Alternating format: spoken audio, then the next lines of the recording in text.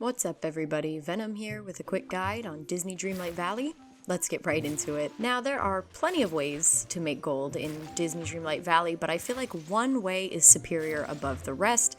Now, this is sort of a late game farm, so if you're starting out, I'm going to be making a guide catered to those starting out, but I wanted to give you just a great way to make as much money as possible. They're called star coins. I refer to them as gold, so I apologize, but they're called star coins in Disney Dreamlight Valley.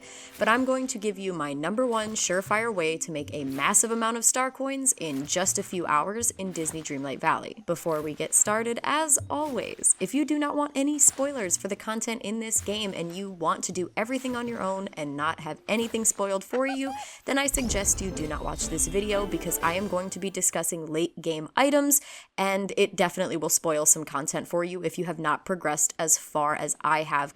With that out of the way, let's continue. In order to utilize this star coin farming method, you are going to have the Forgotten Lands unlocked, which is a task and a half. Now, in order to unlock the Forgotten Lands, you have to first unlock the Sunlit Plateau, and then once you get through there, you'll be able to unlock the Forgotten Lands. Now, for me, I farmed a massive amount of Dreamlight just by doing the daily tasks, upgrading my buildings, and just basically doing anything I could inside of those little daily duties in order to get as much Dreamlight as I could to unlock all of these different areas as fast as possible, since I was guiding the game as well as playing it for fun, but I just wanted to have everything unlocked. So I will be doing a guide on how to farm the Dreamlight a little bit faster. There's not a surefire way for that, but there is a surefire way for this farm for the star coins. Once you have the Forgotten Lands unlocked, you are going to have to pay to fix Goofy's stall inside of the Forgotten Lands so that you have the ability to purchase pumpkin seeds.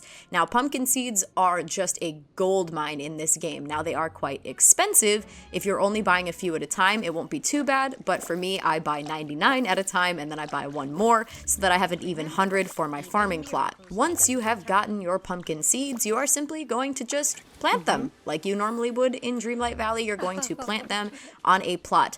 Now, there is another way to make the time shorter for pumpkins because they do take 4 hours to grow from start to finish, and they will need to be watered twice in order for them to grow completely into pumpkins for you to harvest. If you plant them in the Forgotten Lands, they will grow in 3.5 hours, but they still have to be watered twice. So to me, that extra 30 minutes really doesn't make too much of a difference, but if you really want to min-max this star coin farm, you can absolutely plant the pumpkins in the Forgotten Lands instead so that it takes 3.5 hours rather than 4 hours. For my farming plot, I did a 100 plot farm, so I would buy 100 pumpkin seeds at a time, and then I would plant them.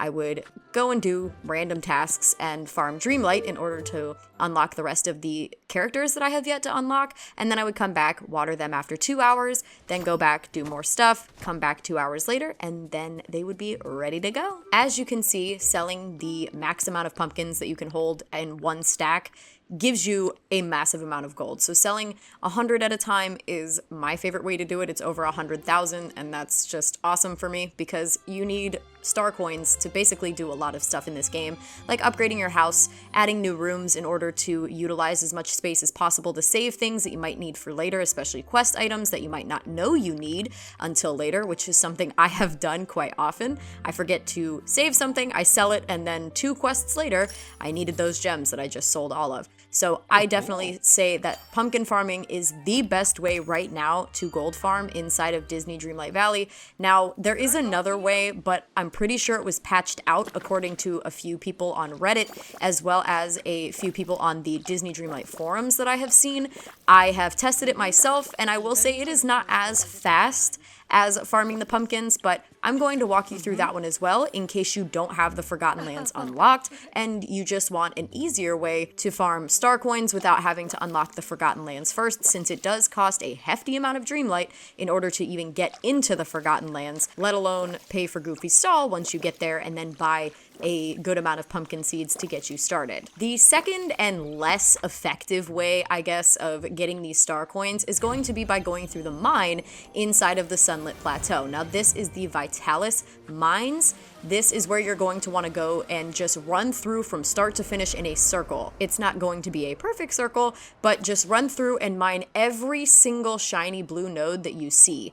All of them are filled with these different rubies and sapphires. They have Vitalis crystals, and you're going to want to ensure that you're going through properly and mining all of these glowing blue nodes, because those are the ones that are going to have the Vitalis crystal in them. I'm pretty sure there's either 11 or 12 of these nodes per the mine, and I don't know exactly how long they take to respawn, but by the time I was finished and got back around, there was the first one that I had already mined through. It was back up already. So I'm not exactly sure how long it takes them to respawn, but either way, you're just going to want to continuously run around this mine and get those glowing blue veins that you see in order to get as many of the gems as possible, as well as the Vitalis crystals. Now, for both gold farms, for both star coin farms rather, you are going to want to have a companion with you that has the ability to give you more of what you're doing. So what I mean by that is every single companion that you have, once they hit level 2,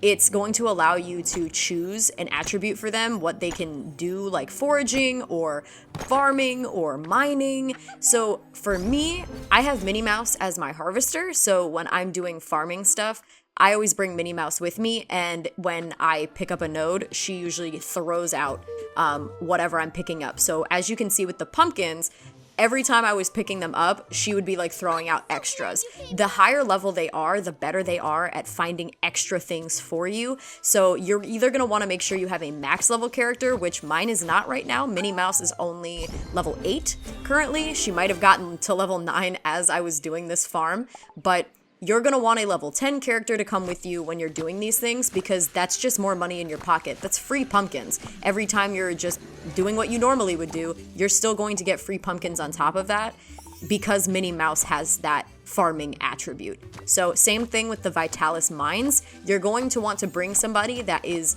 good in mining so that you can get more out of that farm in order to make more star coins for you to bring home in your pocket. Don't forget to bring everything to Goofy's stall in order to sell off all the product that you now have in your bags and buy more pumpkin seeds if you're using the pumpkin seed farm.